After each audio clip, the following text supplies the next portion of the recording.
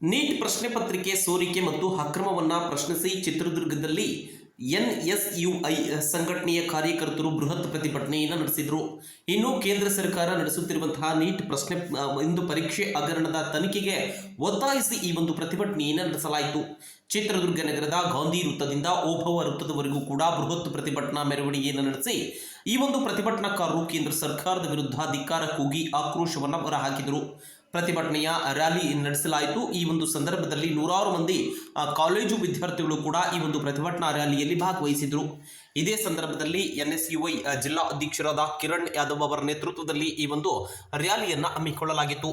ಇದೇ ಸಂದರ್ಭದಲ್ಲಿ ಚಿತ್ರದುರ್ಗದ ಶಾಸಕರಾದ ಕೆಸಿ ವೀರೇಂದ್ರ ಪಪ್ಪಿ, ಸಫಾಯಿ ಕರ್ಮಚಾರಿ ಆಯೋಗದ ಅಧ್ಯಕ್ಷರಾದ ಪಿ ರಘು ಹಾಗೂ ದೇವರಾಜ್ ಅರಸು ಅಭಿವೃದ್ಧಿ ನಿಗಮದ ಅಧ್ಯಕ್ಷರಾದಂತಹ ಕೀರ್ತಿ ಗಣೇಶ್, ಜಿಲ್ಲಾ ಕಾಂಗ್ರೆಸ್ನ ಅಧ್ಯಕ್ಷರಾದ ಎಂಕೆ ತಾಜ್ಪೀರ್ ಸೇರಿದಂತೆ ನೂರಾರು ಮಂದಿ ವಿದ್ಯಾರ್ಥಿಗಳು ಈ ಒಂದು ಪ್ರತಿಭಟನೆಯಲ್ಲಿ ಭಾಗವಹಿಸಿದರು.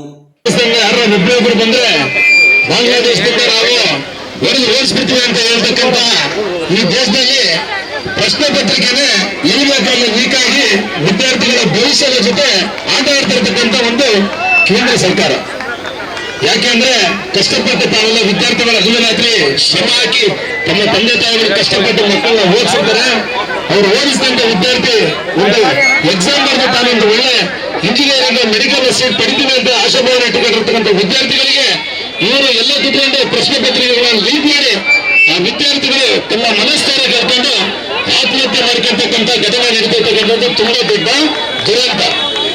ಈ ದುರಂತನ ಯಾಕೆ ಇವರು ಆರಾಮಾಗಿ ಎದುರಿಸ್ತಾ ಇದ್ದಾರೆ ಅಂತಂದ್ರೆ, ನೀವೆಲ್ಲ ಯುವಕರು ಪಟ್ಟಣದಲ್ಲಿ ಜೆನ್ಸಿ ಆಗಿರ್ತಕ್ಕಂಥ ವಿದ್ಯಾರ್ಥಿಗಳು ನೀವು ಏನ್ ಈ ಜನರೇಷನ್ ಇದೆ ಎದ್ದು ಖಂಡಿಸೋವರೆಗೂ ಅನ್ಯಾಯ ಮಾಡ್ತಾನೆ ಇರ್ತಾರೆ. ಈ ಅನ್ಯಾಯ ತಪ್ಪಿಸ್ಬೇಕಂದ್ರೆ ತಾವೆಲ್ಲರೂ ಜಾಗೃತರಾಗಬೇಕಂತ ಇವತ್ತ ಈ ಕರೆಯನ್ನ ಇನ್ನು ಎಲ್ಲಿ ಮಟ್ಟಕ್ಕೆ ಹೋಗಿ ಮುಟ್ಟಿ ಇದಕ್ಕೆ ಹೊಣೆ ಹೊತ್ತು ಧರ್ಮೇಂದ್ರ ಪ್ರಧಾನ್ ಅವರು ರಾಜೀನಾಮೆ ಕೊಡುವವರೆಗೂ ಈ ಹೋರಾಟ ನಿಲ್ಲಲ್ಲ ಅಂತ ಈ ವೇದಿಕೆ ಮೂಲಕ ಹೇಳಕ್ ಇಷ್ಟಪಡ್ತೀನಿ. ಇದು ಸೇರ್ತಕ್ಕಂಥ ಎಲ್ಲ ವಿದ್ಯಾರ್ಥಿಗಳಿಗೂ ಈ ಹೋರಾಟ ಬೆಂಬಲಿಸಿದ ಎಲ್ಲ ವಿದ್ಯಾರ್ಥಿಗಳು ಧನ್ಯವಾದಗಳನ್ನು ತಿಳಿಸ್ತೀನಿ.